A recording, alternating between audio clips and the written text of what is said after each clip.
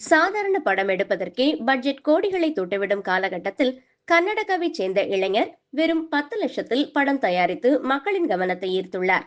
Hero, heroine, இசையமைப்பாளர், ஒளிப்பதிவாளர் இல்லாமல் லவ் யூ என்று பெயரிடப்பட்ட இந்த திரைப்படம் முற்றிலும் செயற்கை நுண்ணறிவை கொண்டு தயாரிக்கப்பட்டுள்ளது. நரசிம்மமூர்த்தி இயக்கிய லவ் யூ இந்தியாவின் முதல் ஏஐ படம். நரசிம்மமூர்த்தி கிராபிக் டிசைனர் நூதனுடன் இணைந்து சுமார் 30 ஏஐ கருவிகளை பயன்படுத்தி படத்தை உருவாக்கியுள்ளார்.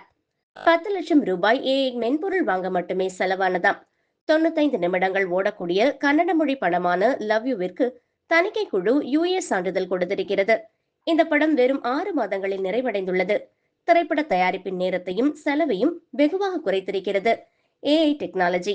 டீசர் ஏற்கனவே வெளியாகி பரபரப்பை ஏற்படுத்தி வரும் நிலையில் லவ் யூ திரைப்படம் தயாரிப்பாளர்களின் எதிர்காலத்தை மாற்றக்கூடும் என்பதில் ஐயமில்லை.